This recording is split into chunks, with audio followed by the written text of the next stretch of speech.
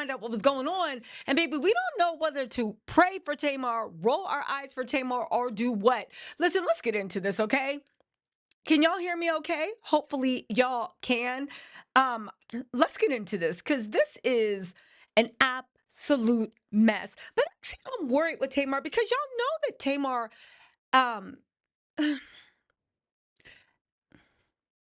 Taylor has an interesting relationship with reality, one that is very amusing to watch, but in real life, it's like, what's going on? Does Tamar have any real friends? Does she have any girlfriends? Can her sisters move down to Atlanta or can she move in with Tony? I hear after what's happening with Birdman.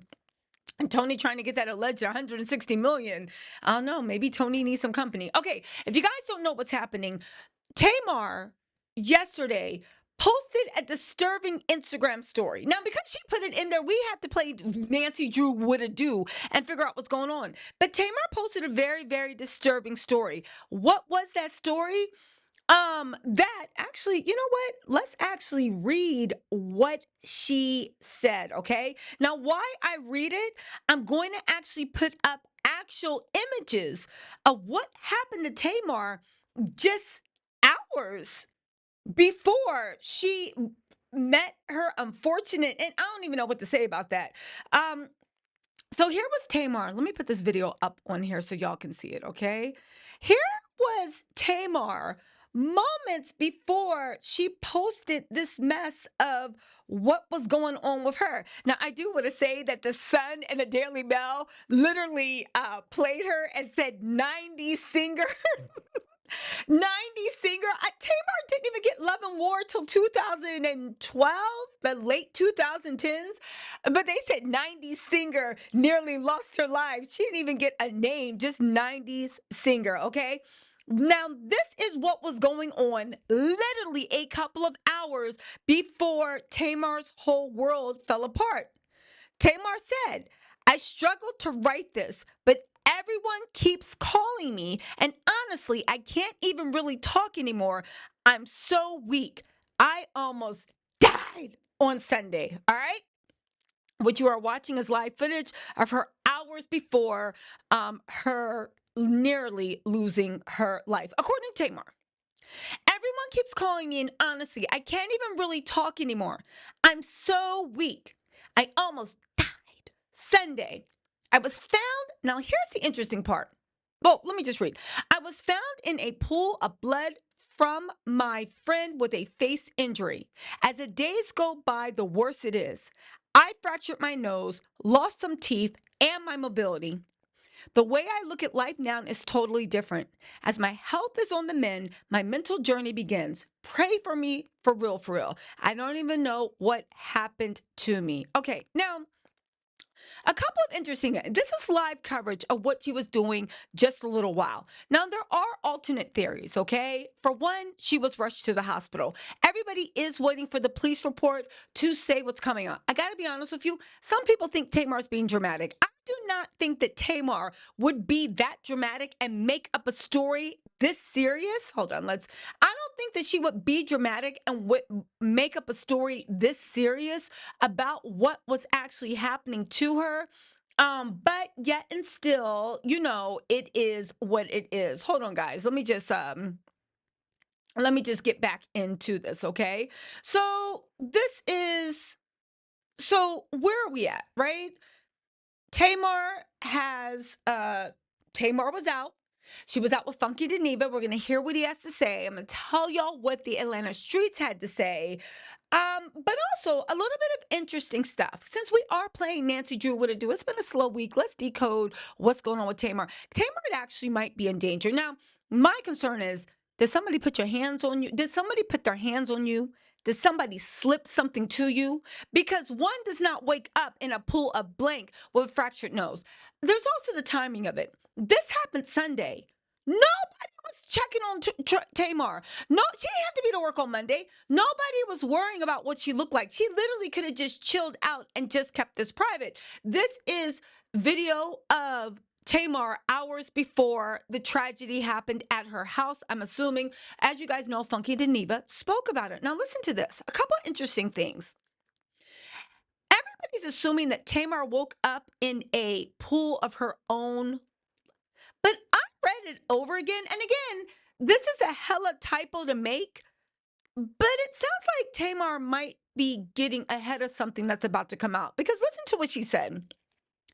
I was found in a pool of blood from my friend with a face injury. Now, and again, she did go through something traumatic. It might have just been a huge typo. She might be on painkillers and be super loopy, but she said she was found in a pool of blood from my friend, not found in a pool of blood by my friend or with, but from my friend, a pull up from my friend. It makes me think the friend was the one with a face injury. As the days go by, the worse it is. I fractured my nose, lost some teeth and mobility. Again, a lot of people thought this was Tamar talking about herself, but it sounds like she's talking about a second person. There's also more to this, okay? Now, page six, because you know they like to get in people's business. Uh, Page six, and I know I hear you guys in the comments. Tamar's just making more excuses because she's got more work done on her face. I don't think Tamar would be that bold or that low down to make up a story and have people giving her prayers up in order to get plastic surgery. Tamar's been pretty upfront about her plastic surgery. She doesn't lie about it. And when she shows up with a new face, she's like, do y'all like the work? So I don't think Tamar will be so low down as to make a lie about this. So get this, right? Then page six, and you know everybody responds to page six, and they are the biggest gossip page out there. But not only that, they literally have journalistic whatever. So they actually go and they try to verify. Not even page six could reach anyone in Tamar's camp for clarity. And again, this happened Sunday. Why did you wait? Why did she wait until Wednesday or Tuesday night to let us know something had happened? Okay. Now, here's what page six had to say. I'm setting this up for a reason, okay? We are playing a little Nancy Drew What It Do. Just go with me. All right. They said Tamar Braxton found in a pool of blood with fractured nose, missing teeth after mysterious near death experience. They said Tamar Braxton revealed that she woke up in a pool of blood after a mysterious near fatal accident. Okay. A mysterious near fatal accident left her with a fractured nose and missing teeth. She said, I struggled to write this, but everyone keeps calling me, and honestly, I can't even talk anymore. I'm so weak. Y'all know what she said with that. Ba, ba, ba, ba, ba. She said, the way I look at life now is totally different. As my health is on the mend, my mental journey begins. Pray for me for real. I don't even know what happened to me. Again, they said reps for Tamar weren't immediately available to comment to page six. In additional Instagram stories, Tamar shared a post that read, Thank God for waking me up today. She also shared a photo of a Bible verse, Proverbs 31. Now,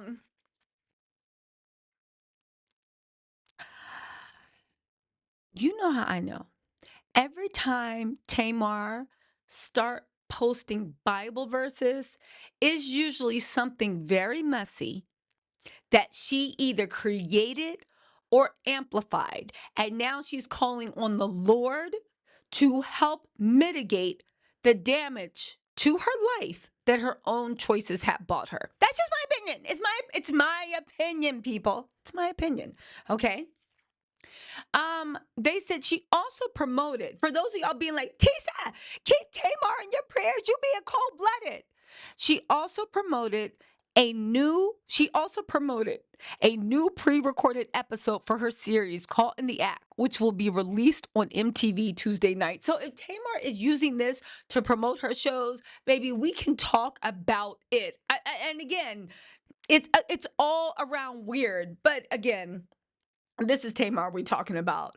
Now, page six goes a little bit further, and they say the reality star has previously detailed health scares, including when she was taken to the hospital via ambulance in December 2022 after experiencing flu-like symptoms and needing oxygen. Again, what did Tamar say? I thought God was taking me home because I could not breathe and my chest was on fire. She wrote on social media at the time. Now, page six is trying to play her and be like, Tamar's just dramatic. Tamar shared she had flu and was prescribed 5 different medications. She described it as worse than COVID, in her opinion. In June 2021, she got candid about her mental health struggles and a 2020 suicide attempt during an interview with People. She said that time of my life was so dark and so heavy. I didn't see how I was going to come out on the other side. I didn't even know that there was another side, but I chose to change my life. Most people think, oh, she went to a hotel, probably took a bunch of rugs, was on a binge. This is what Tamar said that people, when they heard that she was going to commit suicide, what most people would have thought. And I said, listen, I know I may not be a Tamartian, right? But I think Tamar's beautiful. I think she's very talented. I think she's very funny. I think she's very amusing, whether she intends to be or not. I said, who in the world was thinking that Tamar was in a hotel on rugs binging? But this got my mind page 6 is being shady, but this got my mind wondering. Besides somebody knocking you out, stomping you out, somebody slipping something in your drink or whatever, you willingly taking something and it not mixing well, there's only so outside of a legit like medical nerve emergency, like you got narcolepsy, or I don't know, is there a medical condition where you just randomly pass out and don't know? Maybe vertigo, impetigo, vertigo. Trying to think of the medical conditions. Should I ask ChatGPT? My whole point of the matter is, how many things can you suffer from that literally will have you black out, fall, wake up in a pull-up bed with a fractured nose, and 4 minutes. Do you know how far you have to fall? And mind you, she had people around her. She had people around her. Now let's listen to what Tamar said. Most people think, oh, she went to a hotel and probably took a bunch of rugs and was on a binge. Is that odd choice of words, Tamar? It didn't happen like that. It was just everyday life, trying to figure out how to get through the day. And then at the time, she was home with her son Logan and her then boyfriend David Adefeso, who found her unresponsible. She also touched on how she was essayed as a child. Ugh, they said Tamar is currently single and was last linked to her ex fiance, Jeremy J.R. Robinson, who she was engaged to twice. And apparently he used her credit card to romance his side Johns at least one time, that Tamar admitted. And he is most notable for writing a book about how the streets were calling him, and also eating Tommy's groceries out, using his Hilton reward points to eat Tommy's groceries out while telling Tommy all Tamar's business. It should be noted, if you don't know who Tommy is from Love and Hip Hop, Tommy and Tamar don't get along. Tommy is a Gemini, and you know Geminis, you might hate them, but they do be telling you the truth. And she said, Tamar, this man is fetishizing you. I don't like that. But most notably, Tamar and Tommy have never really, they weren't cool. So he was basically telling, while he was eating his ops groceries, was telling her all Tamar's business. And Tamar still went on tour and sat on stage and crossed her legs and said, my man, you think I'm going to let my man go? I'm not exaggerating, because she did that. You think I'm going to let my man go? And all the Tamartians were like, yeah, girl. And, and I literally said, I know Jesus, because you know Tamar loved to call on the Lord. I know the Lord was looking up and was like, I don't got nothing. I mean, I think the Lord was looking like, you know what? I don't got nothing.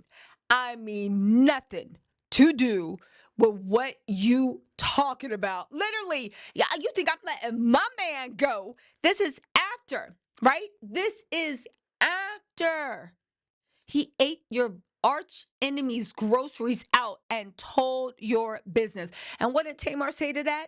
I'm looking at myself to see how I could have prevented that. You can't prevent your fiance from eating somebody's groceries out. And then he came back and asked her to marry him on Christmas. Then he humiliated her and said she had all these problems and mental issues and all this other stuff. Anyway, but I don't know. Yeah. It's unclear when Tamar and JR called it quits. But she revealed in March that she had been celibate for about a year and wouldn't date until her son turned 18. Now, I think that's good for her. Let's not forget when she committed, well, tried to commit suicide. She actually said in the interview that Logan was a cause of that because she was sick of embarrassing Logan. And I'm like, when did a 7-year-old ever say, Mommy, you embarrassing me? I think that it was somebody in her ear, probably some, my opinion, probably some man she was dating. Who was she dating at the time? David, telling her she was an embarrassment and all this other stuff. I'm glad. But I'm glad Tamar mentally is on the mend, right?